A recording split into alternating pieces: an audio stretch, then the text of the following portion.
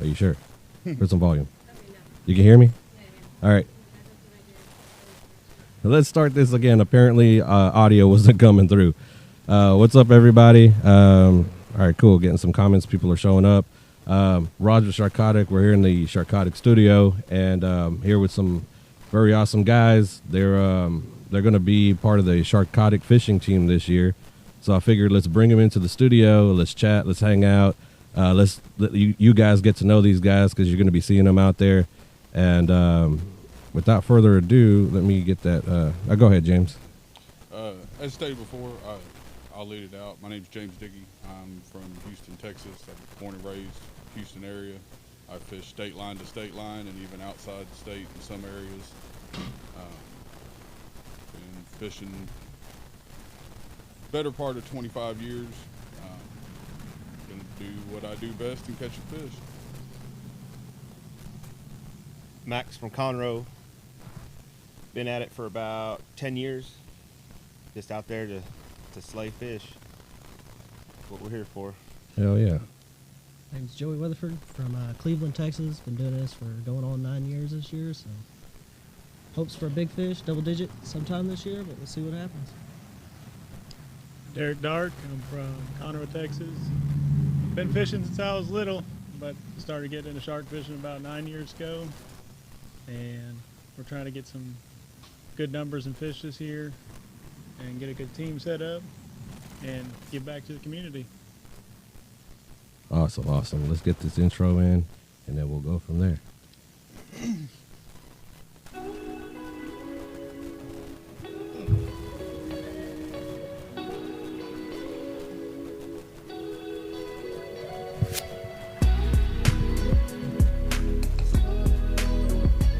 Hello? On the mics too? Like when I'm talking or when they're talking?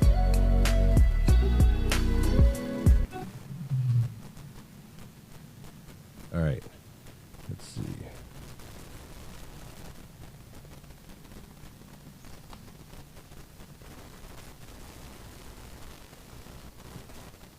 How's the volume, you guys, in the chat? Are you hearing us all right, or is the volume a little low for you guys? They're saying there's a little bit of general static still. Okay, that's something I'm going to have to continue to work on. I think it cut down from last time, but I can still hear it.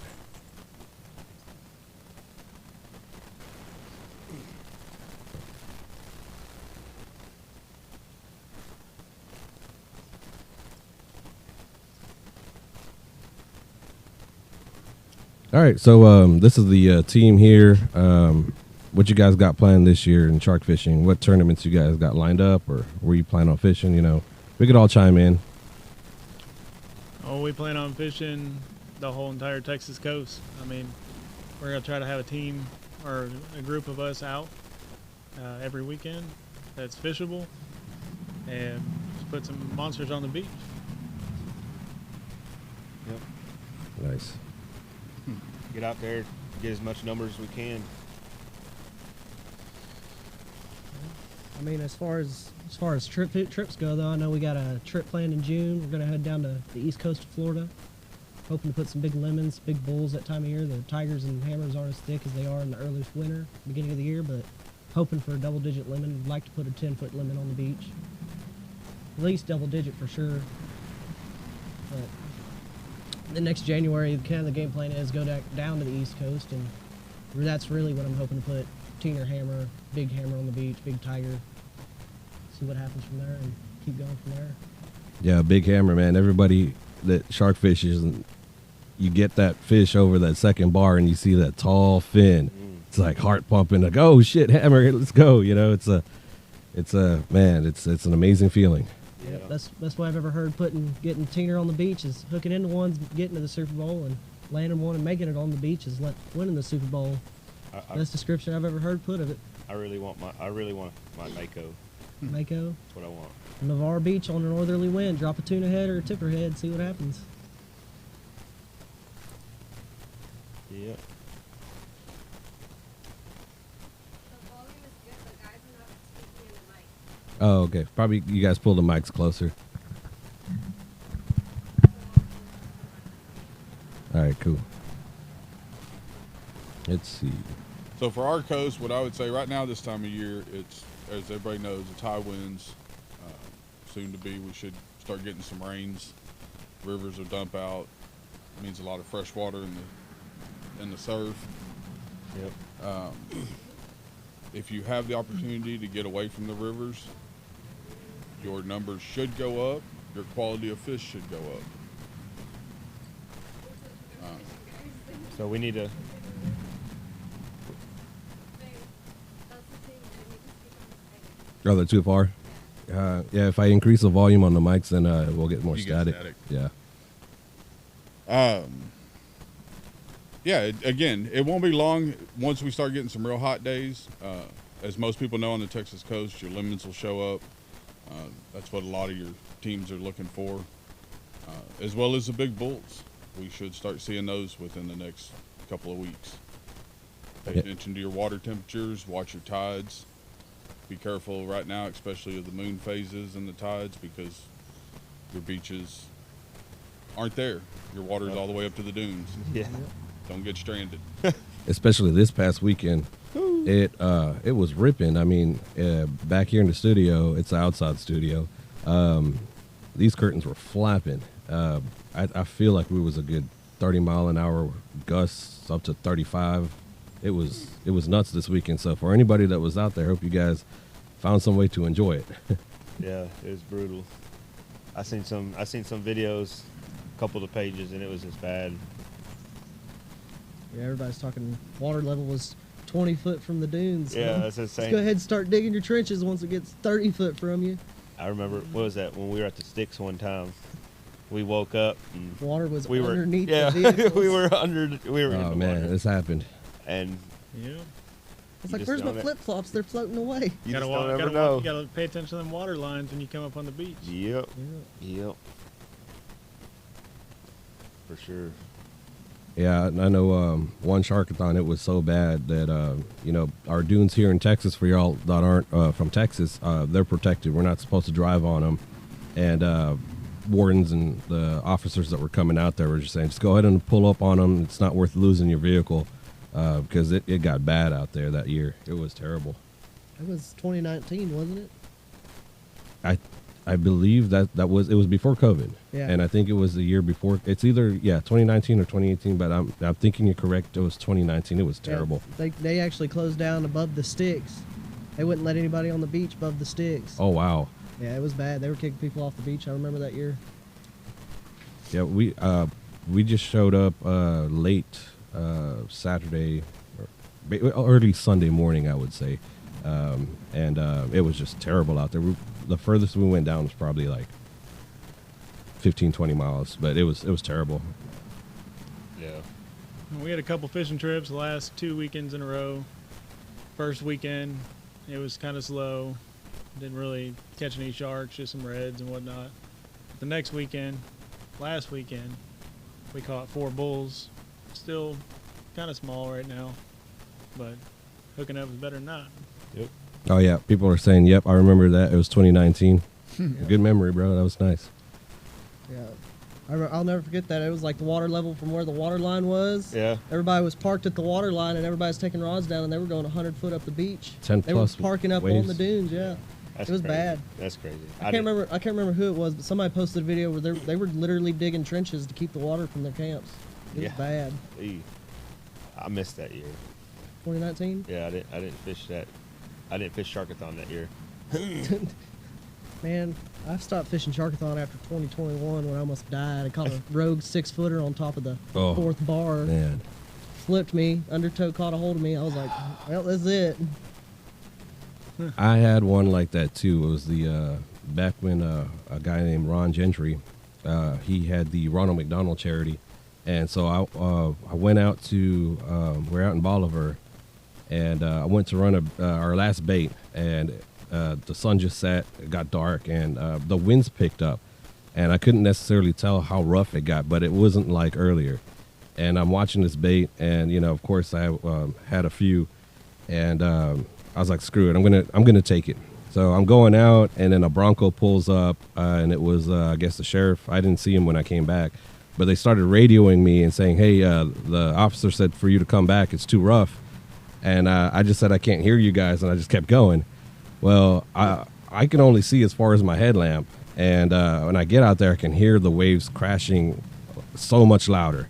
I'm like, oh, shit. And then before I knew it, one just came up and just flipped. Still had bait in the kayak, so I was worried about that. I always take a titanium dive knife out there, so in case I get tangled, I can cut myself free. But my first concern was, where's that damn hook? Yeah. Where's that bait? Where's that hook? It's okay.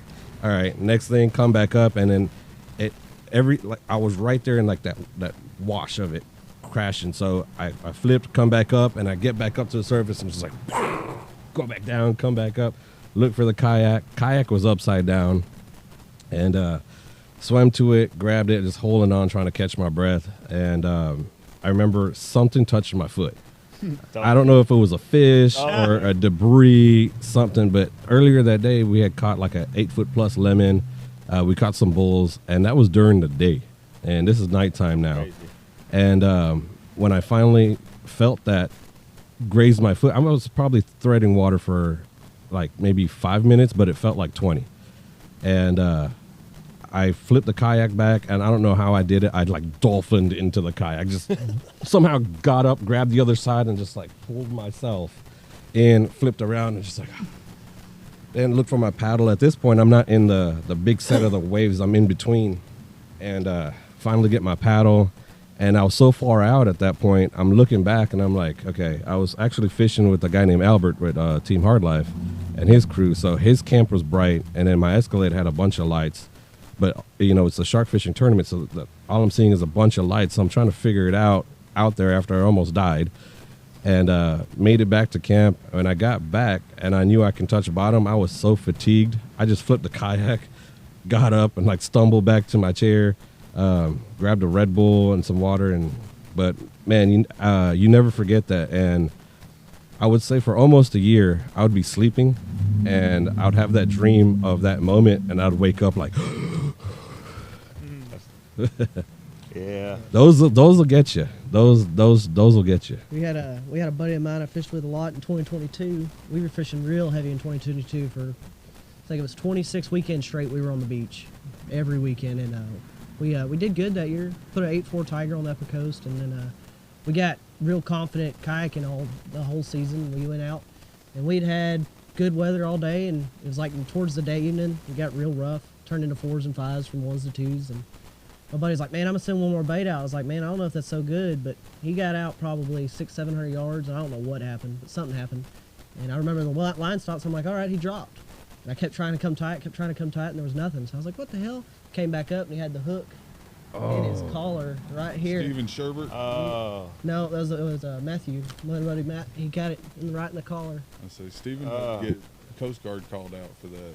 He took a 20-aught to the collarbone. Was it a circle hook or a J hook? Circle hook. I see the hook was defective then, because circle hooks are only supposed to set in the mouth. Right. Yeah. You guys are fishing with a defective hook. Yeah. Jokes aside, man, I'm glad that no one died that I've heard of from those freak accidents. I think Jeff Nugent took a circle hook to the hand from a jet ski. Again, y'all guys be careful out there. Fortunately, nowadays they've banned the J hooks, so you really don't have to contend with that anymore. But even still, a circle hook will get you. Oh yeah. There's been a couple of people getting bit here the last season. Watch handling your sharks. They're fast. Especially them tippers and lemons, they'll turn around and bite the tail. Yeah, but don't underestimate the water. You're going out there to kayak. No. You better have that life jacket on. I've been dumped before, made that dumb mistake, and when I got dumped out, I couldn't swim to the kayak. Only thing that saved me was I had my paddle in my hand, and I was able to paddle myself through the water back to the bar. You're too fatigued after trying to fight through waves. You go out there and you get dumped. It's done. Your arms are jello already. Never underestimate wear that life jacket. Especially with I'm the alive lures. because that Oh. story I just told, I had my life jacket on. Yep. Oh, yeah, I would never go out there in a kayak without my life No. I jacket. learned my lesson the hard way. Yeah. Only time I go out in a kayak is when it's like ones. If it's like constant ones, low wind, there's no way I'm flipping at that point. But anything past like 2s, 3s, it's where life jacket goes on. And even when I bait fished, I still like wearing my jacket because I had, I could put my radio on, had my knife. I can clip to my jacket better than just not wearing it and like having stuff around or trying to clip it to my shirt or something. I just got used to it. And I just recommend if you're going out in a body of water, I mean, it just takes a handful of water to drown in. Yeah. And it's not worth your life. And I know it's uncomfortable. And sometimes you might think that someone's going to say, you're not so tough going out there with the life jacket, but nah, you're tough. Go out there with the life jacket. You're tough. Don't worry about that. That's right. Yep. Because you never know. Even in 2 years ago, we were fishing Florida. I wanted to run one more bait out at night. The water was flat. Something came up and bumped the kayak. Oh, geez. That's all it takes. Them dolphins, man, they'll get you quick. I Yeah. don't know if it was a dolphin, but it's sketchy at night with just a headlamp on. But it bumped it. It moved me pretty good. So I was, ooh. I was fishing in Sao Padre in a channel where they did SpaceX down there in Boca Chica, and I was running a bait at night too. And I know my buddy Andy was there because he was the dude. He was the asshole on the mic because I was scared. That channel's dredged out at that time 55 feet deep. I don't know if they've done anything else. And it feels weird once you kind of get in the depths. You feel like you're in deeper water. Oh yeah. It almost feels like you're lift up. Like you can tell you just went from like shallow to just that 55 foot. You feel it. And I remember when I got out there, this freaking dolphin was just like popping up and just blowing his blowhole. Yep. And then he started coming and like playing with me. Yep. And he would go under my kayak. I could feel his dorsal hit the bottom of my boat. Mm-hmm. And I was in a Hobie Outback at the time, so it's kind of like, I think like an 8-footer. And so I'm on the radio. I was like, dude, man, this dolphin's fucking with me. He was like, so keep paddling. What are you gonna do? I was like, oh, okay.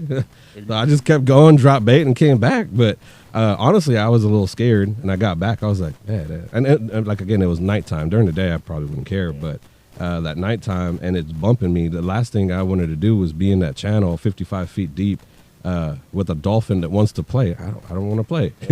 Yeah. Nighttime, something to play with on the kayak. Oh, yeah. Because I know whenever I go out there at night, it's just your heart's racing already, and that takes a lot out of you. So even if you're not fighting rough waters, your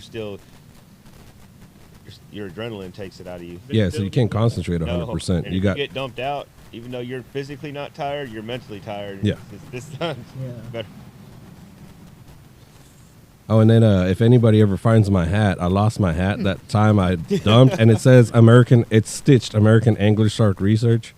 So if you ever find that hat and there's barnacles and stuff growing on it, and you're like, this probably did not work out well for him, it did. I made it back. I'm alive. I'm here. I've got multiple pairs of sunglasses on multiple beaches. Yeah. Joey Yeah. does too. If you find a camouflage pair of Costas, I need those back. Those are like $300. Lost them the same day. Oh man. Same day you bought them? Same day I bought them. Literally like 12 hours old. They weren't even that. They weren't meant to be. Nope. I was like, well, that pair kind of sucked. Yep. And everybody wonders why I carry 8 pairs of sunglasses to the beach.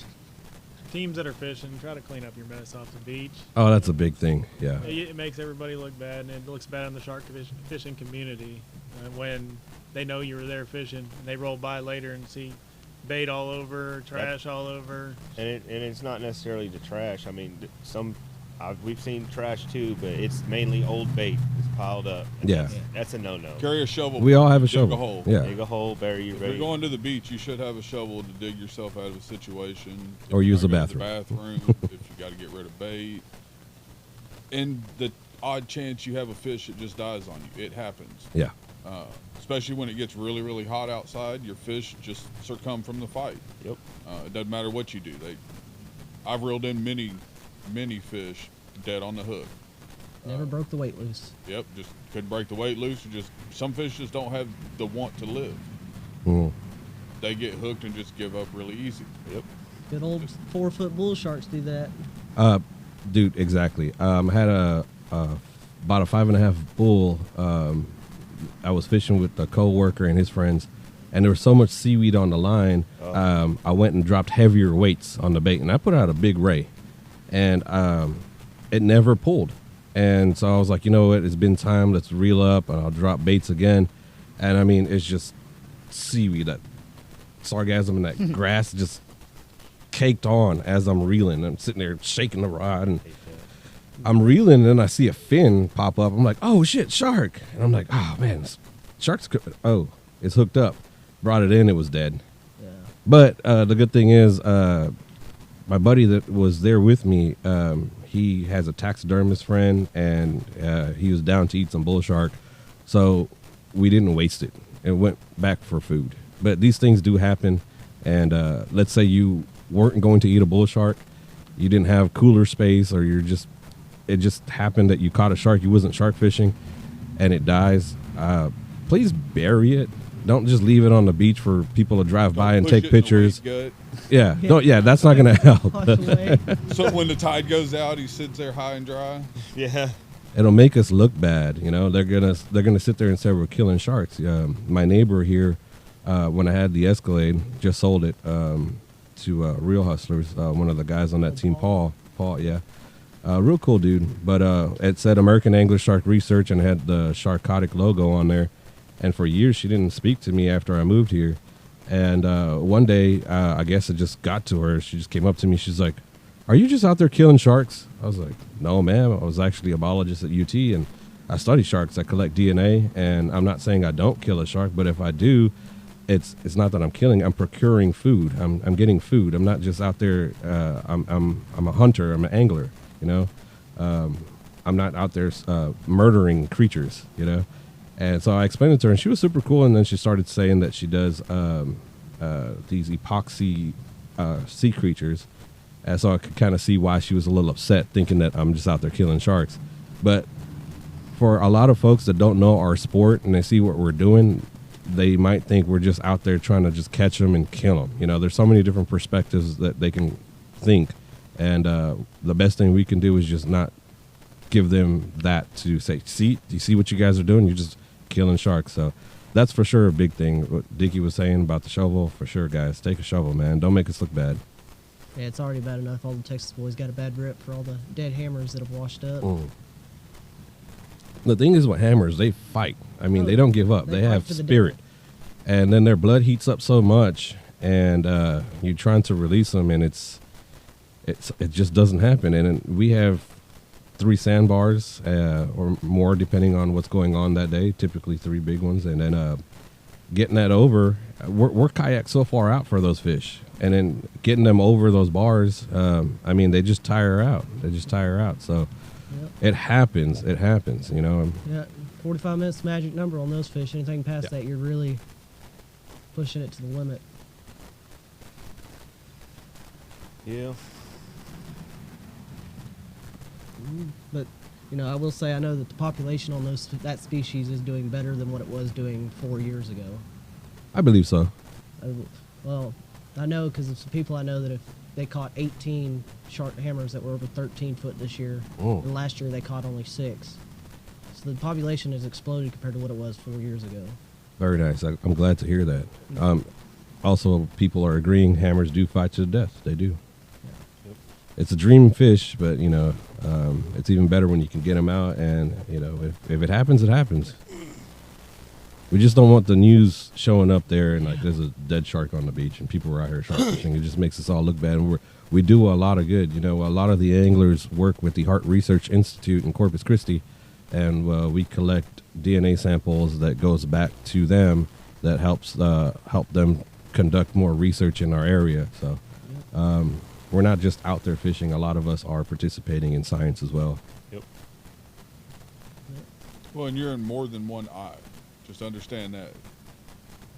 You may be fishing for research, but there's other people that are watching you as well. Mm-hmm. You got activists that are actively watching. You Always. have no idea. Not everybody has the best interest. You got PETA watching you. I mean, take for example California, Hawaii, and Florida. Hawaii, you can't even fish there anymore. They put a ban on it for land-based shark fishing. California's right behind them. They're putting strict regulations. Texas has it's the best, really. And then Florida, they're right behind California and Hawaii if we ain't careful. So. Yeah, but if you ain't paying attention to all the license plates around here, it ain't going to be long and we'll start changing. Mm-hmm. And if we don't correct our stuff now, Yep. well. We'll be the next state on the list. Yep. They've already They already put regulations on the tackle we can use, such as hooks and stuff. So I mean, Yep. it was better for the sport, but that's just the first step. Dude, make a small step, and then you get a You giant. give a mouse a cookie, he's gonna ask for a glass of milk. Yep. You know. Yep. Exactly. Yep. And then the thing is, all it takes is one politician that's running for something, and they just need to hype up They just hate something and they're like, hype up their base. Yep. And one news thing that pops up that's negative, they'll take it and be like, "Hey, let's run with that. Let's run with that. Let's see if we get some more votes out of standing up against that." You know, because as land-based shark fishermen, we're a very, very small minority in the fishing community in itself. You know, Yep. there's so many other types of fishing out there. So yeah, no, we definitely got to protect the sport for the future too. You know. I didn't come from a family of anglers or anything like that. Nobody fished in my family, and I love it. And I love when I have kids that I can be able to take them out there too and enjoy shark fishing. You know, over-regulating could make that a very tedious thing. You know, it wouldn't be enjoyable. You know. Right. Yep. Well, again, you can see with the flounder regulations, you can see with the speckled trout regulations, you can see with all the different regulations that are changing, even within the last decade. Hell, just last year with the speckled trout. Not even Yeah. last year, like 3 or 4 months ago. When they take something, you don't get it back. Oh no. No. So all it takes is the wrong instance, and what a lot of us enjoy doing can be illegal. Nope. And driving on the beach here in Texas is so great because so many other states you just can't do it. Right. And it makes fishing so much better that you don't have to park in a big parking lot and then have to wheel all your gear and your coolers and everything. Yeah, wheel 300 pounds of gear, 100 yards across sand and everything Sugar else. sand. Try and be Ugh. respectful of other people. Again, clear. Don't set up right there at the entrance of whatever beach you're at. Again, move down beach a little bit. Get away from people. Yep. Yeah, don't fish where there's swimmers actively swimming in the water 50 yards away from where you're setting Right. up. Get away from everybody. I mean, you can't help it if they show up after you're there and you've already got stuff in the water, but The thing is up here too. What I really liked about South Padre is that it's like 26 plus miles of beach from like Access 6 to the jetty, and you could set up and have a whole few miles to the left and right of you just completely clear, like you're secluded, you're by yourself. You can fish naked if you want. I'm not saying I've done that before, There's pictures floating around. I'll just leave it at that. but it's so nice up there, and I mean down there. Up here, it's good fishing too. It's just that there's many times I did set up. I got the rack up, I got lines out, and people will pull up and park under my truck or right around my truck and just be swimming. And I'll tell them too, I might be bringing in a shark. You guys gonna have to clear out the water, and they're just like thinking I'm joking or something, or thinking it's not gonna happen. There's people out there that don't believe there's sharks in the water right there. You know, they're so oblivious to the fact that once you're knee deep of water, there could be a shark right there. You don't see There could it. be a very large shark Yeah. in knee-deep water. Yeah. Second gut, man. Or a stingray. Oh, Or- yeah. Hey, Yeah. End up in- like Steve. Hey, that's in Florida.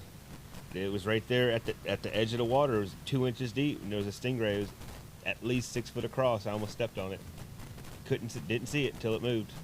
Hell, Scared me. Again, you want to know? It's like, You want to know about how many stingrays in the water? Come gig with me. I'll show you. Yeah. When we get back in that water. Yeah. You go at night, shuffle them feet. Don't be stepping. Oh yeah. Yep. yeah. Yeah.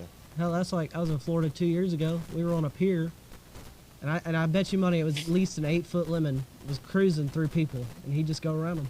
He'd Yeah. make his way through them. He didn't care. They're there. Oh, they're there. With especially all the pups, the little 24-inch sharks, 18, 24-inch sharks. They're there, thicker and shit. I was fishing with a group of guys one night out in Matagorda, and we were just walking to the first. It was outgoing tide. We were fishing out. We were fishing in the first gut, second gut, and he happened to step on a stingray, Hell yeah. and it stung him. It penetrated through his calf all the way to his bone. Oh I remember no! And He thought he got shot. yes, he Straight said in- it was horrible Straight in the pain. ankle. Well, They had the ambulance come out there and take him to the hospital. Everything. It was bad. it was. It was a bad. full-grown man crying. It was bad. If I had my other camera working, I'll get that fixed for next time. If you look at a stingray barb, the way it's designed, it has backward facing serrated Hold like on. pins. I'll go get one. Katie, go grab my big one off the console. My stingray barb. I'll show y'all live. Yeah, you can hold it up to One the is camera there. almost the length of your forearm. Oh, damn. The one I got, it's by my shark. It's about, I would say about 8 or 9. But what I did was I hydrogen peroxide it to get all the toxins out and clean it up really good. And then I bleached it. So you can see the details on that really nicely. And so you got all these backward facing serrations. And so when that stabs into you, all those little pieces break off in you, and that's coated in venom. And so you're almost always going to get an infection, because how are you going to get all those pieces out? You know, that's the challenge. Well, and even still, a dead stingray can still stab you. Oh, yeah. Again, if y'all are getting stingrays from some of these shops, those bait guys aren't spending the time of cutting the barbs off. Nope. There's a few people that have been stuck in the hand, stuck in the leg, have it poking the top of their foot. Cut your barbs off. Dealing with hard heads and gaff top, if you know what I'm talking about, Yeah. fishing with them and stuff, deal with them. Good old Hardy boys. Cut those barbs off, get them out of the way. That way you don't have to worry about sticking the end of your toe with one, pulling his act. Not to call him out, but Also, when you guys do catch those hardheads, throw them back or bury them. Don't leave them. Many times I've seen a lot of like what they call trash fish. that's part of the bait debris. Left That- on the beach. They can pop tires. Yeah. When they dry up and you're driving over and you don't have good off-road tires, and that'll ruin your whole trip or somebody else's trip, you know?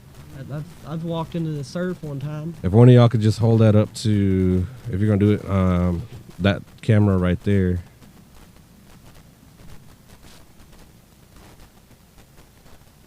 Go a little closer, see if it'll focus. It's clean to where you should see the serrations. There you in it. go. Oh, yeah. There it is. That's basically a Yeah. serrated knife. And when you pull that out, those serrations break off inside of you. And that tip's razor sharp. Like it's, Yeah. Yeah. It's spiked in, tail in. Nice. Again, even if you catch one live, you want to release him, take a pair of pliers. I typically carry a 2-prong gig from Academy. They're cheap. You can pick one up, throw it behind the seat. You stab it down on his tail in the sand. That way it holds his tail down, and you can take a knife and cut the barb out. If you want to keep him for bait, then throw him in a cooler. If you want to put him back in the water, walk him back into the wade gut and let him go. Not everything you catch needs to be killed. Nope. No, for sure. Yeah, because we're as an angler, that's the definition right there between an angler and a murderer or a killer. You're not going out there to kill. You're going out there to hunt and fish, and that's not just going out there and decimating everything you can. Right. You have to think, for the next generation, we want to leave stuff out there. Even junk fish, it's food for something. Yep. Throw it back. Get good grabbers. A lot of people are afraid of the catfish and stingrays. Just get good long grabbers or figure something out. Don't just leave it just to die just because it's a trash fish. A simple pair of channel locks is easy to keep in a door panel, in a glove box, Harbor center Freight. console. They're cheap. You can pick them up for less than $10. They work good as de-hookers. You can take off bait fish. You can pick up fish you don't want to touch. It's a very useful tool. Yep.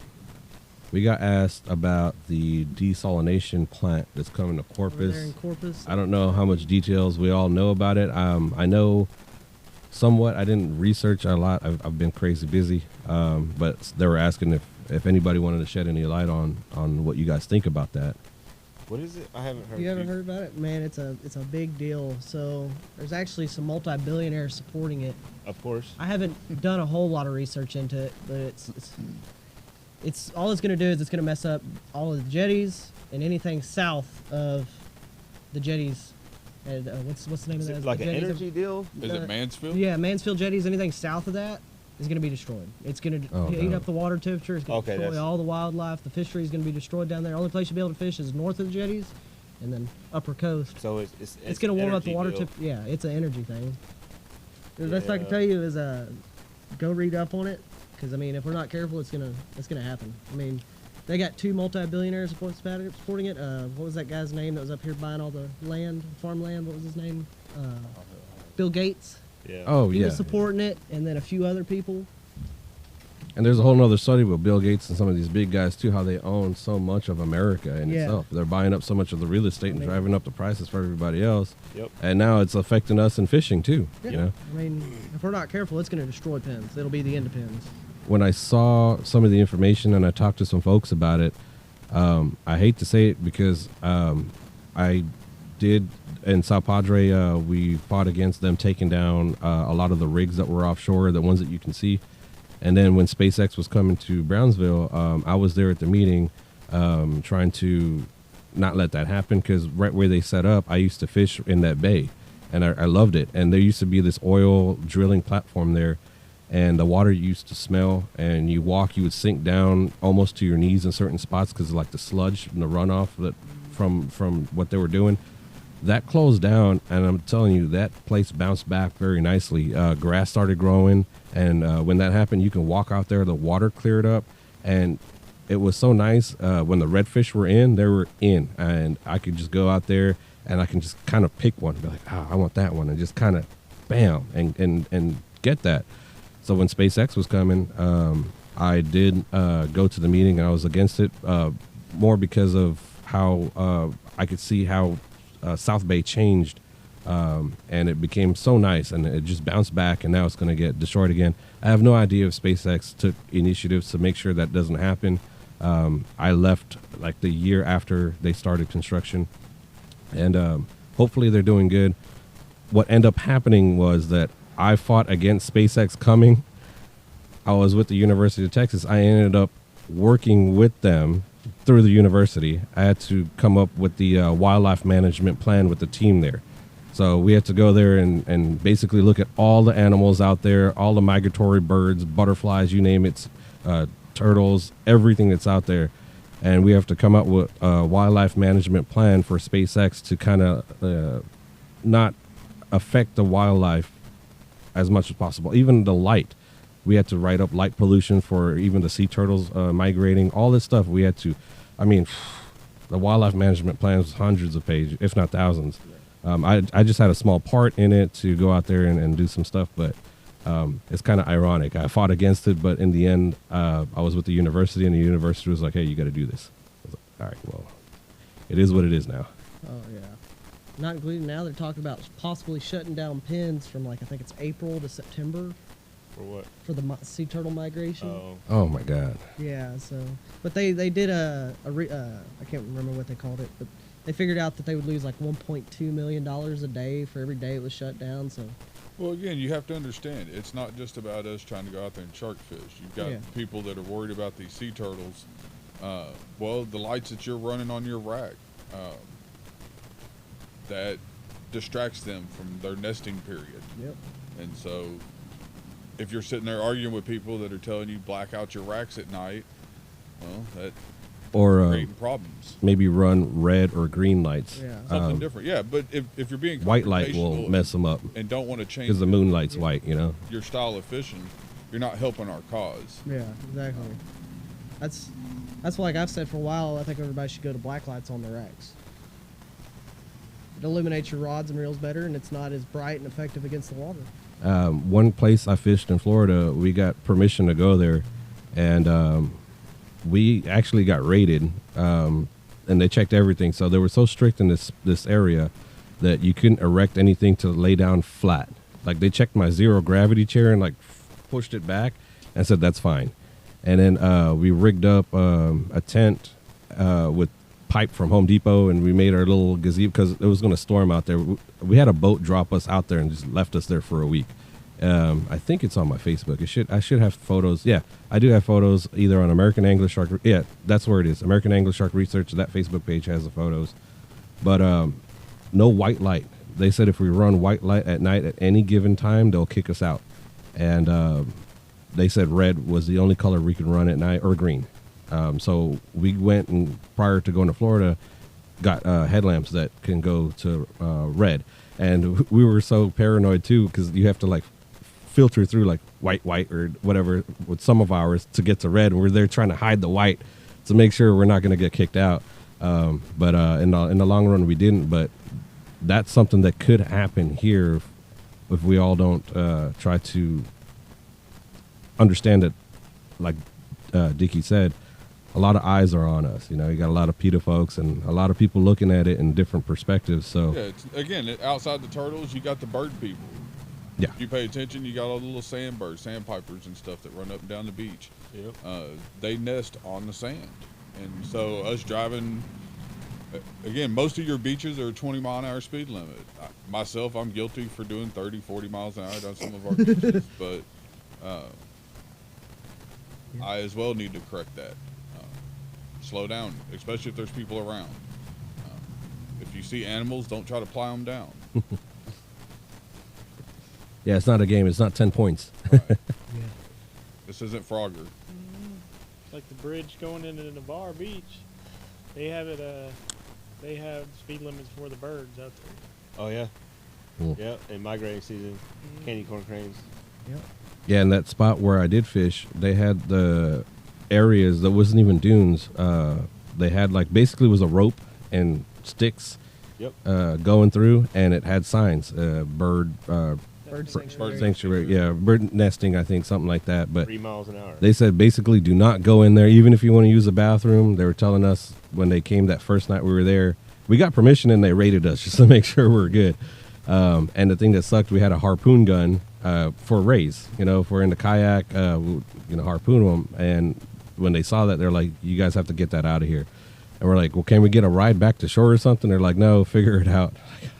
So we had to make a call, get our guy to come back, and here, take that. That's crazy. We promised not to use it. We promised we'd put it away, and we told them you can just take it. They're like, "No, you just need to get it out of here." So. Yeah. If you're running any of the drones, from what I understand, you're supposed to have a drone license, FAA license.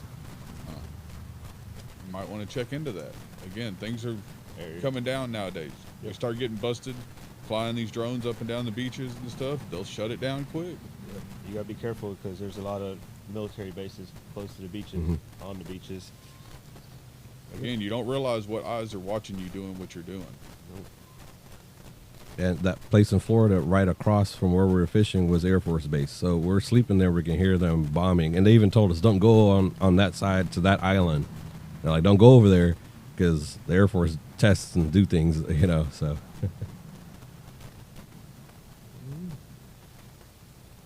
Yep. Good time. And also, one of the companies we work with real closely is Avid Reels, but we don't just fish just Avid. You know, we fish Penn and Shimano. We fish different reels, but like I said, I do love my Avids, American made. They're great reels. There's a lot of other great reels out there, but you're going to see us using other reels too. We're there to fish and use all the best tools necessary, and sometimes Avid don't have that one specific feature you might find in another reel, and just you need to fit that niche right there, and you use some different gear. Everybody has their own preference. Yep. But when it comes to this style of fishing, whether it's reels, rods, terminal tackle, baits, everybody's got their preference, what works for them. You ain't got to hate on somebody just because of how their stuff's set up. Nope. Yeah, I first started shark fishing.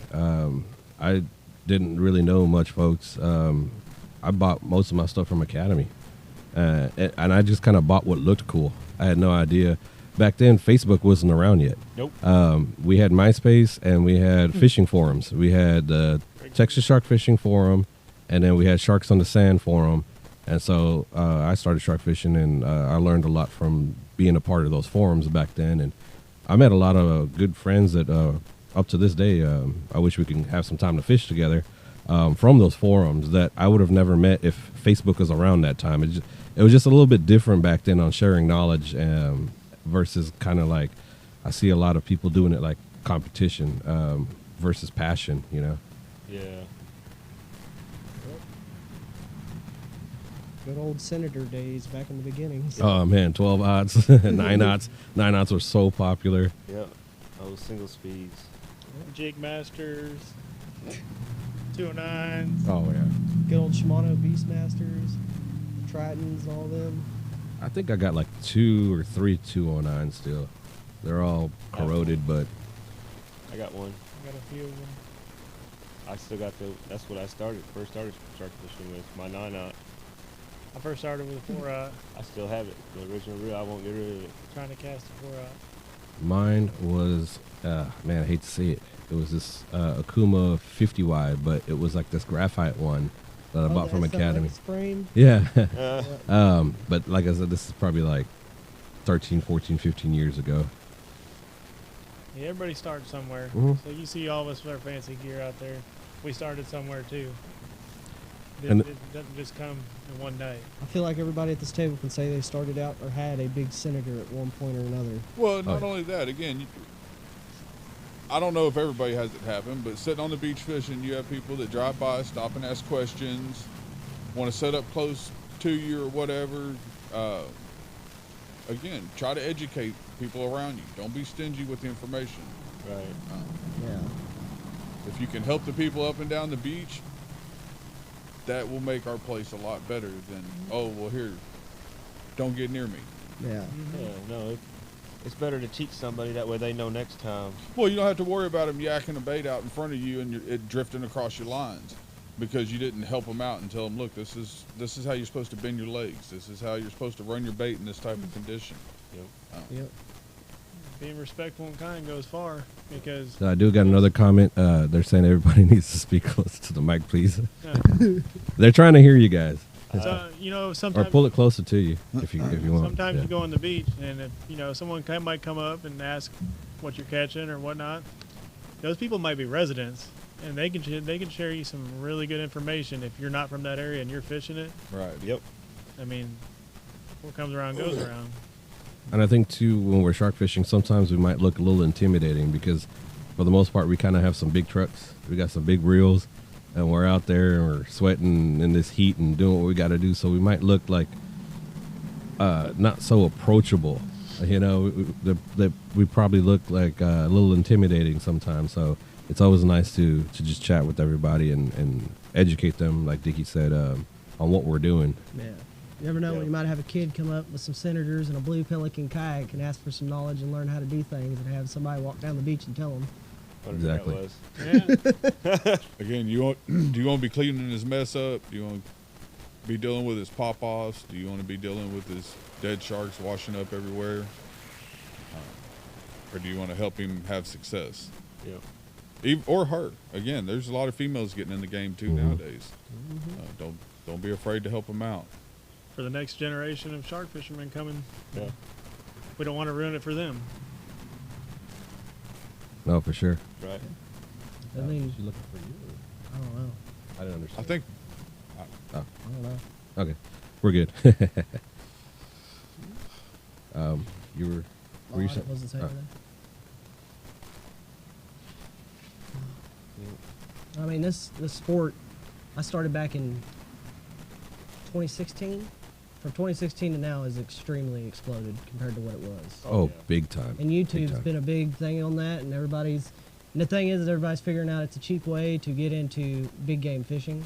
So everybody wants the thrill of catching a big fish from land and the technology nowadays is making it easier and easier. to learn. So everybody's trying to get their piece on it, and they're doing it. And some people are getting in it for a year or two and going, "Oh, it's not for me," and they're selling all their gear. And then some guys are getting into it, not having a mentor, and going out and they're killing something big. And that's a big no-no on our side. Yeah. It's a big black flag on us. You said something there that I like, mentors. Yeah. Bro, if I had, and that's what like got me better into fishing very quickly. Yeah. I ended up lining myself up with good mentors. Like one of my guys has been fishing for like maybe 30 plus years, and that helped me see their gear and how they fish, and it saved me a lot of money from going from the Akuma, then just trying. Now I got to get the knowledge from them and learn, and that helps a lot. And if you guys are out there, Sharkotic is here. If you guys ever have any questions, I don't fish as much anymore. These guys are going to be the ones doing a lot of the fishing. I'll try to pop out there and hang out with them from time to time. But if you guys have any questions on gear and stuff like that, the only thing I could do is offer an opinion. Nothing I say is facts on fishing. It's all subjective. It's all, and then everybody's different.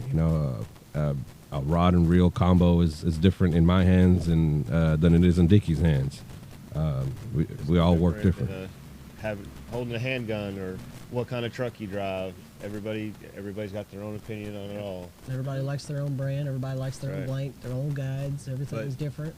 But like I said, it's no different than a handgun. Your rod's gonna feel Mhm. good in your hands and not good in somebody good else's hands. And a lot of it's it's so subjective. Like you brought up handguns, like someone's like diehard Glock or diehard Springfield, and Yeah, I mean by the end of the day you're going to use it to defend your home. It's going to function and do what it has to do. And there's different things about those weapons that appeal to certain people, and it's cool. Here at Sharkotic, we have a deal with Avid, but we promote fishing in general, so we don't have an issue with any other brand out there. nope, no hate. We support our brand, but we don't have an issue with any other brand out there. Nope. Fished them all. They're all good reels. You just got to find something that works best for you. Exactly. We've all got Avids in our collection, every one of us. Yeah. So And then one thing you guys mentioned earlier about you said YouTube has helped blown up the sport to really big what it is now. And like for a person like myself, like I'm into guns and cigars, and YouTube has demonetized pages that were guns and pages that are tobacco related. So I would love to do cigar reviews and do it here in the studio, but I can't monetize it. I can have it up there, but and then it can hurt me losing. If I get monetized, I could lose my monetization by the channel being too involved with that. And so, yeah, the reason why I say that is that what if they decide now to do that with fishing? Yeah. It's already happened with a few guys that their videos are getting demonetized. It's getting stricter and stricter every day, and Yeah. you don't realize it. So with the videos, try to not show blood. Edit your videos. Sometimes you pull a hook out, the shark's gonna bleed. But maybe just cut that part out. You hook a shark in the tongue, which I've done it. I've had a tiger get a hook in the tongue. It bled like crazy. Did that fish swim off strong? Yeah, we had it on the beach from an 800-yard drop in 15 minutes, if that. Yep. When I first started collecting DNA samples, I was doing gill slits. I was taking from the gills, but there's so much blood vessels in there, they bleed a lot. Yeah. They heal very quickly, but especially if there's people on the beach or I'm doing a video or a picture, it's very bad and all that blood. So then I went to fin clips on the dorsal fin after. The thing is, you got to cut a little bit deeper. A lot of folks don't understand that because then you're just getting like basically skin and scale. You got to get some good DNA, and that's the good thing about when I was going into the fins, getting those gills, so much blood in there. I was getting good DNA samples, but again, when people are on the beach seeing that, it looks very bad. Yeah, because they don't, especially if they don't understand the sport and exactly what's going on. Yeah. And, Don't be scared of that mentourism. Oh yeah. I mean, we've all learned from each other. I mean, I first started shark fishing, and James Dickey showed me the ropes. It fell down the line. I started showing Joey how to fish for sharks, and they grew from there, and we've all grown. yep. And I still learn every day.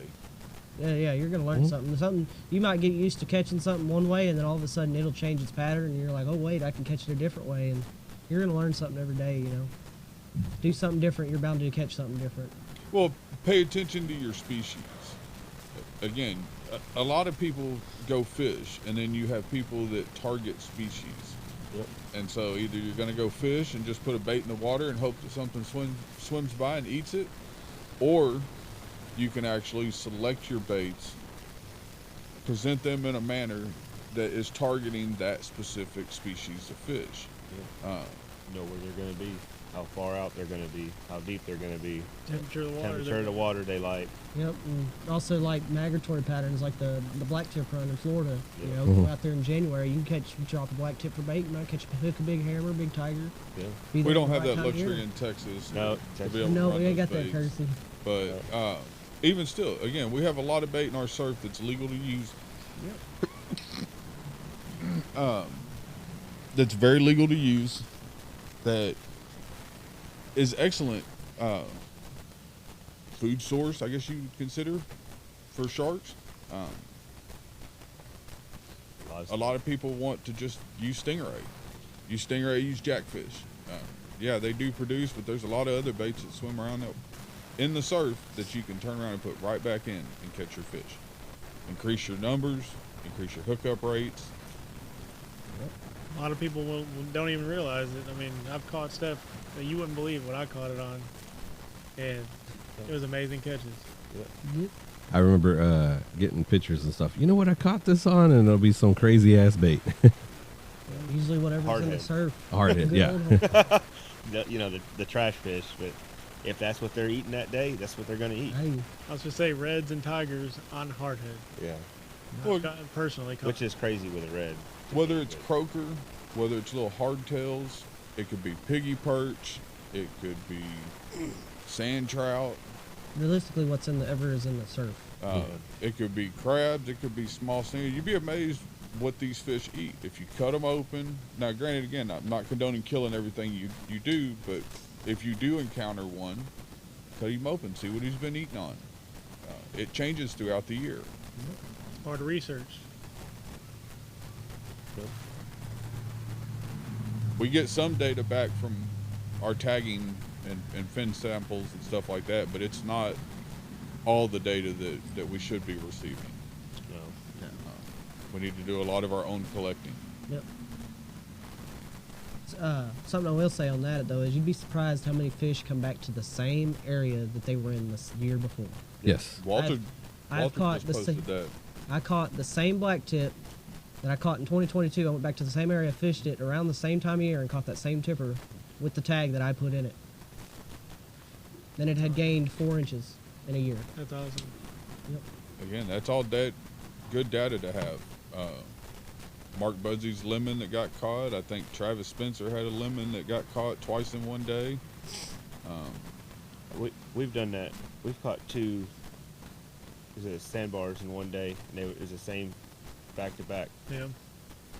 It's like, Well, even consecutive years, same Yeah. beaches, similar areas. Nick Fuller, he's got his that big lemon down south that him and Paul Obadashian, sorry, I'm sure I'm butchering your name. They caught that big lemon down south. And speaking of Nick, they have the Take a Bite Out of Cancer tournament, and Sharkotic are great white sponsors to that tournament. So we'll see you guys out there. yeah, definitely. Mm-hmm. I'll have to miss that one, but y'all will be out there. I'll be out there for prizes and giveaways and stuff. You know, I'll be out there for sure. Let's see what we It's got actually here. one of my Question. favorite tournaments. Yeah. Take a bite out of cancer. It's just because it was my first tournament I ever fished, so Holds a sentimental value to you. sentimental. Well, we Fished pulled with them. my 9-aught. All of us from different backgrounds. We're pulling our knowledge together to put some good fish on the beach this year. Yeah, I feel like between all 4 of us, with the knowledge we got, we should at least catch at least 2 or 3 double-digit fish and have them on the beach. I got a question here, and let's see if we can all answer it. I don't have one yet. I got to try to think back, but they want to know if any of us had our equipment fail when it shouldn't, like we're reeling in, or I guess any equipment, rod, reel, or maybe even our trucks on the beach. I don't know. What you guys got? All the above. Yeah. No, I've definitely had equipment fail. other than getting stuck, I drive a Ford, so I've had I don't a have the problem. I've had an Akuma. Okay, I broke rods. Oh Yeah, no, that no, happened. sorry. Yeah. It was a Daiwa Sea Line 50 SHA.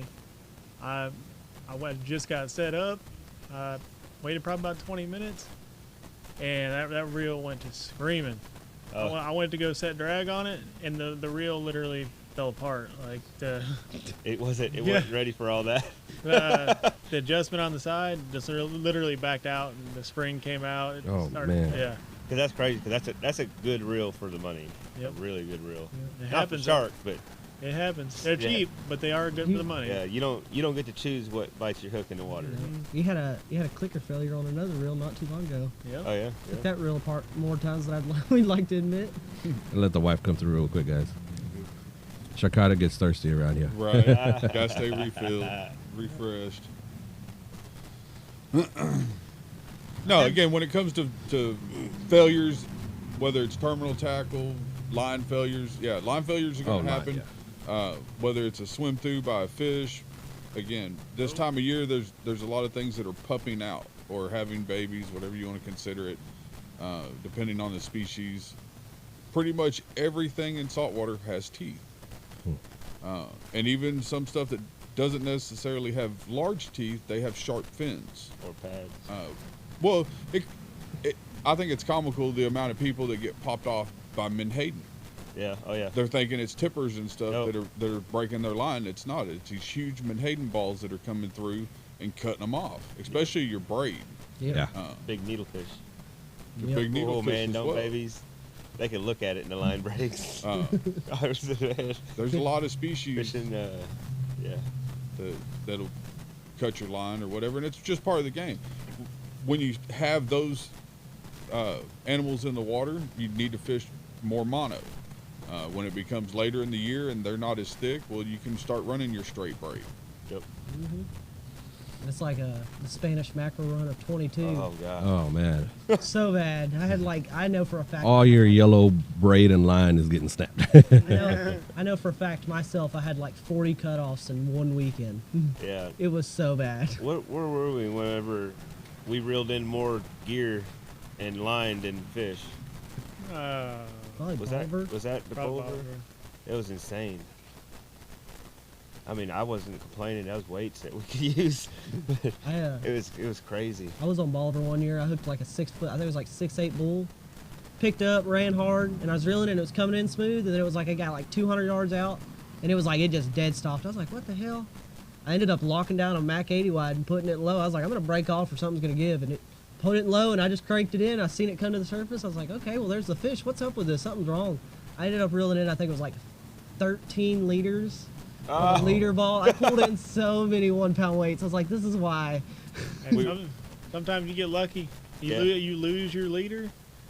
I lost my leader one time when I cast out, and I baited up, cast it back out, waited, reeled in to check my bait, and I felt something heavy, and then it started fighting, and I reeled it up. It was my leader I caught my leader with my new leader with a red on it.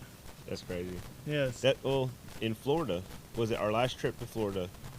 I caught that tipper, and it was I caught the leader that it was on. Yeah. So I reeled it, and then my hook wasn't even in him.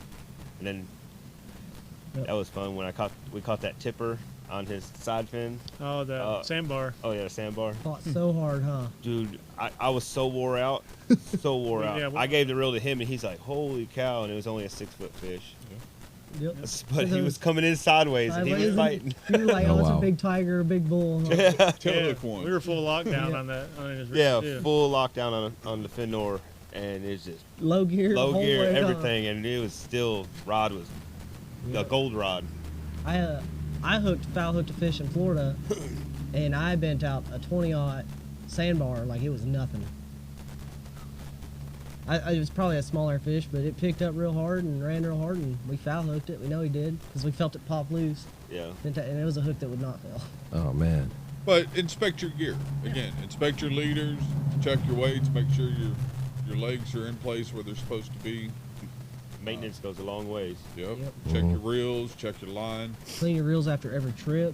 Don't need to be using rusty hooks. Yeah, that are- I would throw Maybe my they- gear in the shower after a Yep. good trip and water. let that hot water I just turn it on and let it run on there for a little bit. Yep. And at least 10 minutes. And Yep. Don't soak your reels. I've had clickers rust up and seize up. Don't on 'em. soak them. They're not made. They're not submergible. yeah, No. They're water resistant. not Water waterproof. resistant. exactly. No, that's a good point. That's a very good point. Like I said, that's why I did the shower thing. You know, I would not grab like a bucket and dunk them in there and shake them up and do that now. But some hot water in the shower, throw them in there and go get them out. It's a little messy through the house, but it's better for your gear in the long run. And it helps save your line too if you clean that. Mhm. Doesn't dry out as bad. I had another good one when we were talking about gear failure. So the wife hooked one that was pretty cool one time. So we caught a slot red, but she didn't hook it. She hooked the leader that broke off. And so she brought that slot red in, and we're hooked up to that leader that broke off. Happens more often than you think. Yeah. We were, not last weekend, but 2 weekends ago, we were out, and you got cut off the night before Yep. and reeled in that leader the next morning. We dropped the bait in pretty much the same spot. Oh, nice. Reeled it in the next morning. And I can't say how many times we've had the rack filled, and we're sitting there and you can just see line bow, and then another one bow. Like, wait, what the hell's going We'll on? work across the spread from one side to And then we'll like, all right, run up there and just try to tighten up a little bit. And then as you're going, you're getting zero resistance. And then you just keep going, it's broke off. We're just probably on some shell or debris, and it was just there in the current rubbing, or a good school of bait fish came through, or you never know what's hanging out on your line while it's out there. Little squid might be on your line and hanging out on your line while it's out there, and a fish comes by and plow, takes that. I've had fish on, and I had it come to the surface, could visibly see it from the rack, and I seen that the bait had actually slid back up the leader, and I know for a fact another fish came through, tried to bite the bait and cut me off. Oh yeah. I've had that happen I'll tell before. you one. Okay, so I've had tippers jump out the water and throw the weights off my leaders. Had tippers jump up and Explain that one. Again, unclip the leaders and throw the weights off of them. Wow. So, yes, tackle failure does happen. Oh, And yeah. it's not anybody's fault. It's just part of fishing. had tippers jump out of the water with lighter gauge cables, spin, cut it off like it's nothing. Yeah, that spinner, that last one, I think the last one I caught was on the pier in Galveston on 91st. That spinner, that was pretty cool. And he almost threw the weight off. It was undone, unclipped. Wow. So on my shark leaders, I have 2 clips on my weights, and they're facing the opposite direction on every leader, just And- for that. You can come through. So another thing on that, one time, and my guys were always telling me use long line clips when I first started shark fishing and started hanging out with these guys. And I was using like those Roscoe, the typical, and they're like those could snap off or break or even come open. I caught a bull one time and I got him in, but it was open. It ended up opening up. I was just so lucky. If I had lost tension, it could have just slid right off. And then after that, I switched to long line clips, and they come in different sizes. So you could use the smaller ones for your weights if you want. Typically, I still stuck with like the little Roscoe swivels for my weights because I'd rather those just break and lose that if I'm on a big fish. But I switched to using long line clips, and that really changed up a lot. Yep. I've had fish come in without the weight on. Even on 450-pound Roscoe snap swivels, I've had them come in without weights. It happens. So when it comes to gear or anything like that, basically run whatever you're comfortable with. An old saying that was told to us, the best knot's the one that you feel comfortable tying. Again, if you're not confident in your own skills, well, that's something you have to change. Yeah, it's practice, and there's lots of folks around. There's also YouTube. There's so much knowledge out there. So many good YouTubers putting out stuff out there, and would hope to be part of that too now and share information to make the sport more enjoyable to folks that are now coming in, and then folks that are, kind of green into it that wants to do better. And myself and all of us here, there's always something we can learn tomorrow. And Always. the more we chat and hang out and talk about it, the more information gets out there, and it helps us all. Definitely. Don't be afraid to ask questions. Well, and adapt. Take a bunch of people's opinions and the way they do stuff and make it your own. Yeah. Yep. Again, what works for me may not work for Derek. What works for him may not work for Max. Right. It may not. You don't know. If you're not out there experimenting, you don't know what the other side's going to be. Nope. So one thing we didn't talk about that we got the question for just recently was any tips on how to read the beach for shark fishing? What are you looking for? Again, are you looking for a place to set up? Are you looking for a place to stay away from? Are you looking for a place? Probably a best place to. Typically, if you are reading the beach, what you want to look for is a dry to wet water line. It doesn't matter whether it's high tide or low tide. You want to look for the wettest spot on the beach where it basically meets soft sand. That is your high tide mark. If you pay attention to your chart, whether you use Swell Pro, whether you use Wind Finder, Tides for Fishing, whatever app you decide to use to check your tides, if you're checking them, which I highly recommend that you do, that will tell you where you should set your camp up at. Whether you're fishing out of a rack, whether you're fishing out of a trailer, whether you're fishing off PVC off the beach, set your stuff up just above that water line. Yeah, your tide's going to go out. You may have people that can drive underneath you. Just be polite. Keep your stuff picked up. Don't keep a dirty camp. There's a lot of people that have scattered their stuff out like they're at home. That's not your home. You may get storms that roll through. We do get occasional high winds. You got to pack up quick. Get everything set up quick. So if you keep it picked up, that's less you got to do in the long run. Again, you can set your tables up, you can set your canopies and stuff like that, but try to be respectful that other people are going to need access as well. Again, it ain't just us out there. It's people that are chasing redfish and trout. It's your weekender swimmers. It's your people that are just your beach walkers.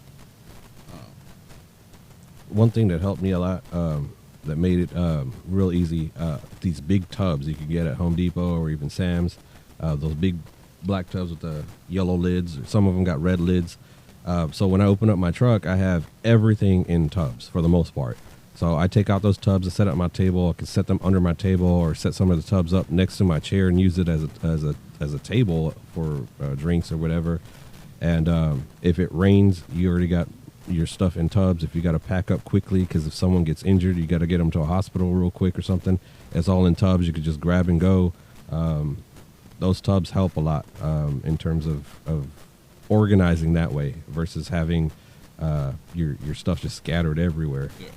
But back to the learning your beaches, again, it depends on what you're trying to learn. If you're trying to learn the wade gut and the first gut, the best way to learn that, honestly, is when we have our week-long north wind, 30 mile an hour, and it blows all the water out. When your bay's empty and everybody starts posting the pictures of your bay has no water, your people can't get their boats out of their slips, stuff like that, go drive the beach. Jump in your truck, jump in your little SUV, whatever you got that you run up and down the beach, and go drive the beach. Because 9 times out of 10, it's hard packed because the water's out so far. And you can, if you don't have a good photographic memory or just a good memory in general, you can run a GoPro. There's a lot of vehicles nowadays. You can pick up a dash cam. And- Yeah, I'm answering them.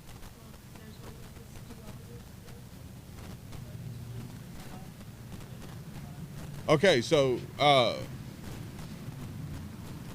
the whole floats for cutoffs.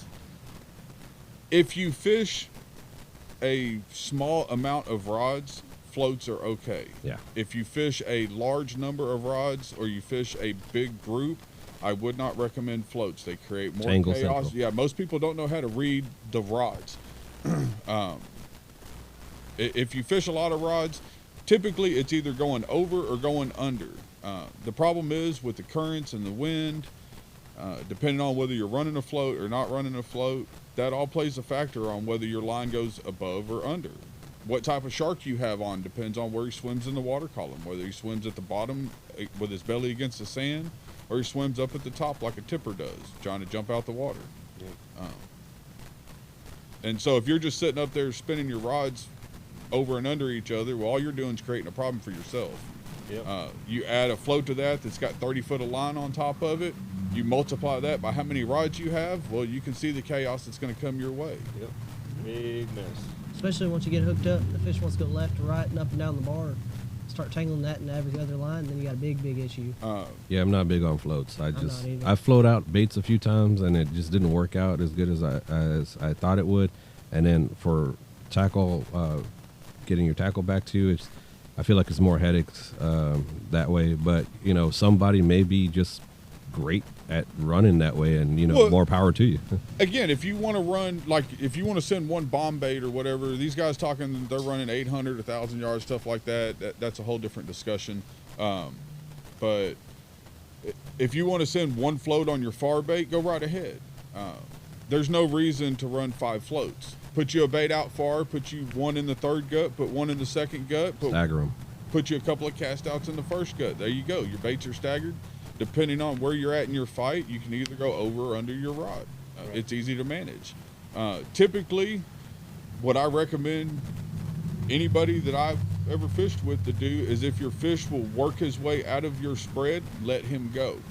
Yeah. Get him out of your spread and then try to pull him into the beach. Yep. That way you're not trying to fight him down the middle of 5 rods or 3 rods or 8 rods or 10 rods. Again, some of these guys with these big racks are running 10 or 15 rods. That's Ex- insane.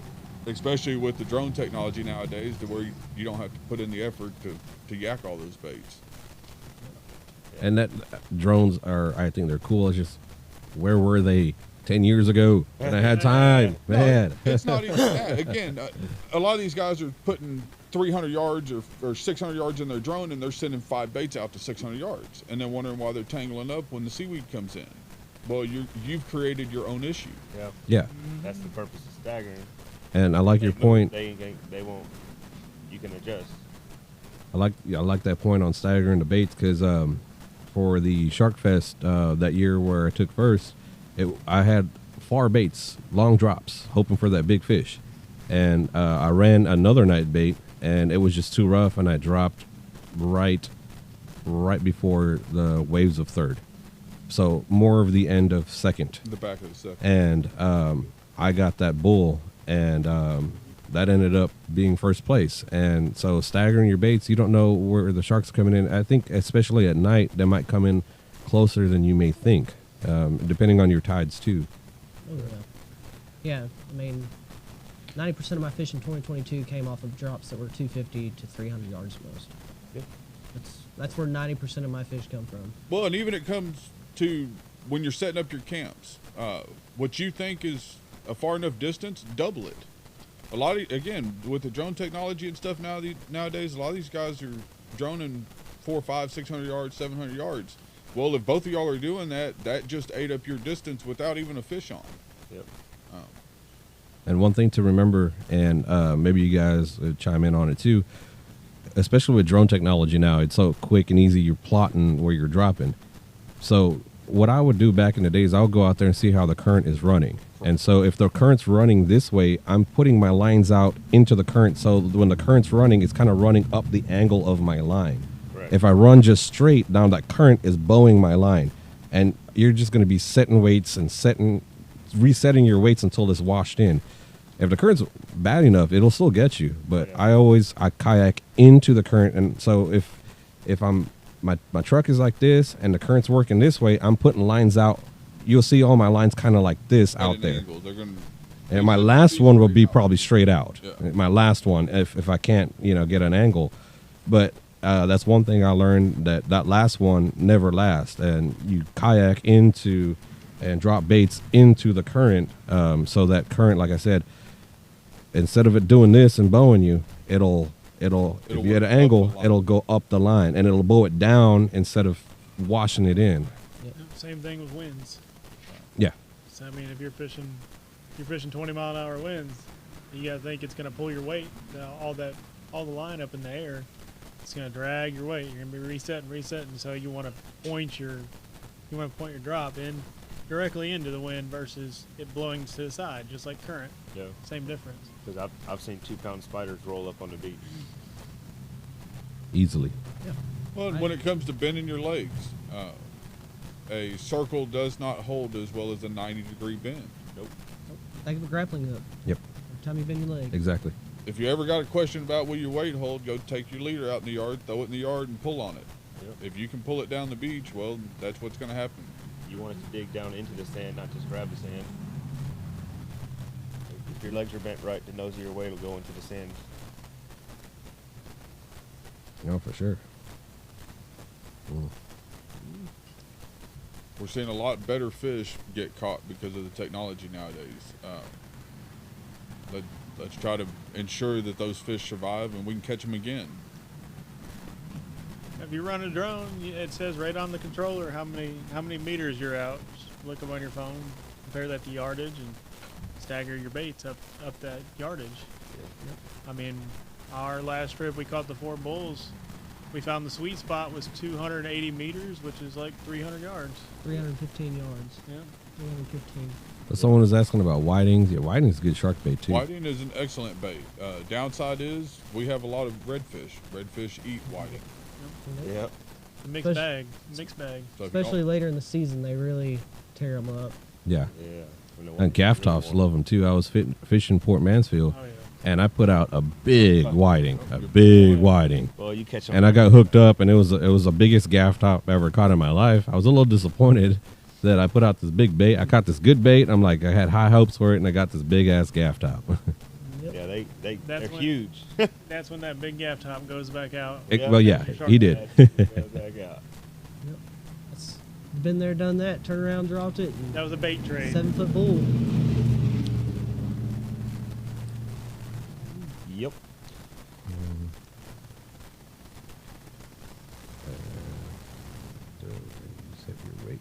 Okay, they were just agreeing with the weights. All right, cool. Just seeing what else people got to say. Is there any more questions or no? We'll probably burn through most of them now. And again, I'm sure this will happen periodically throughout the year. Have little informational meetings. Oh yeah. As we fish and catch, we can share and relay. So we did a good hour here, hour 20. So we could probably start wrapping it up. So this is going to be some of the Sharkotic team here is going to be fishing. You guys going to see them out there. Going to get them taken care of on some tackle and some apparel and stuff like that. And if you guys have any other questions, we'll be back on. Especially a weekend when we can't fish. If the winds are terrible, Oh yeah. we'll be like, let's do this. And we're trying to do it yesterday, but things didn't work out so great in scheduling. But we'll try to do it like a good Saturday night or Friday night, and we'll be back here to do that again. Most definitely. Anybody else got anything else? Stay safe on the sand. Yeah, you guys, that's the biggest thing, man. You got one health, you got one life, and this is a hobby, and there's a lot of stuff going on when you're shark fishing, and make sure and be focused on your safety too and others. Right. I've been doing this a long time. I still got all of them. Yep. Yep. There it is. I mean, then again, if you see us on the beach, don't be scared to stop and say hi. If you got questions, I mean, we're free to answer them to our best of our knowledge. You know, I will say, if you hook a shark and you're new to it, you need to learn how to de-hook that shark before you get to the beach. yes. You're gonna have to stand on the pectoral fins, and you will get shark rash once in a while because they Oh, yeah. will flip and flap and whatever. But if you're new, you need 2 people to do it. You really to do it right, you need 2 people. You Yeah. should not be fishing solo. There are a few guys that do fish solo, and I give them all the props in the world. That is one of the most difficult things to do is to fish solo. But again, when it comes to releasing a very, very large fish, it typically takes more than one person. Yep. I know we're trying to get off, but we just got another question, and we don't have to give them exact details because I know how it is with fishing spots, but they're asking, where do y'all usually like to fish at? Everywhere. Follow your fish up and down the coast. Yep. Depending on the species, they move either from the east, coming from Florida, Louisiana, that direction, or they're coming south from Mexico and working their way up, depending on the species. We fish from Corpus all the way up to Freeport. Don't- Ohio Island. Don't fish the same spot every weekend, Nope. and then wonder why you're not catching. You gotta follow everything: water temperatures, wind directions, pressures, Mm-hmm. currents. Bait. And there's so much apps for it prior to your trip. If there's no food, there's no predators. Our favorite Exactly. spot is in the water. We love the water. You just gotta follow where it needs to be, where the fish are. And I would say also, don't just chase perfect conditions. Like Nope. those glass flat days, No. or some of the most slowest days I couldn't even catch a hardhead. Yep. And I'm sitting there and I'm throwing everything out there, from fish bites to fresh catch. I always take a cast net out. I'm the type of person, I'll take bait, but I prefer to make bait. Fresher is better. I like to catch what's right there. I know that's what's on the menu, and then I just like to put it back out there so they can't move. Right. And wait for a predator to come for it. I think that's one of the best ways to fish because it's fresh, and that's what's right there. So if there's a predator there, that's what they're there for. That's the scent that they're after. Yep. And the roughest days are usually the bestest fishing days. A lot has to do. Currents are moving. Bait fish can't see the predators so well, so they'll come in a little bit closer. More oxygen in the water. Those stagnant days. I mean, I've one time I did go and I was seeing fish moving around, but they weren't feeding at all. The water was just so like What's depleted easier? of oxygen. What's easier to hunt in? A clear pool that you can see your prey, or a little off-color water that you have an advantage being a predator? Exactly.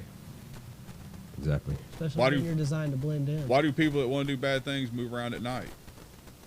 The cover of darkness, Exactly. They're not doing it during the daytime when you can see them. concealability. Yep. Your sharks are the same way. Your redfish are the same way. Yep. They want to hunt, and with them, everything in life it's about energy. They want to use as least amount of energy as possible to catch their prey and feed, because who knows when they're going to get another meal. So they have to conserve as much energy as possible. So they're going to hunt in a very effective way to make sure that that's the outcome. Right. Again, if you're chasing your hammer has sight. He hunts a lot by sight and by his receptors. He likes the clear water. Outside of that species, most of your other species want off-color water. Yeah, I caught most of my bulls more in like Surfside, in that chocolatey water, than I did in South Padre in that clear water. Yep. We're in Texas. We're known for Texas tea. We got that off-color kind of brown water that comes out the river. Mississippi. Yep. So Well, this has been great. I mean, we can keep going till nighttime. There's just too much knowledge out there, but this was great. So we'll do this for sure again. We all got a little stuff to do today, so we're going to go get to that. Thank you all for joining. Thank you all for the questions. Really do appreciate you guys joining us today. And we'll see you guys on the next one.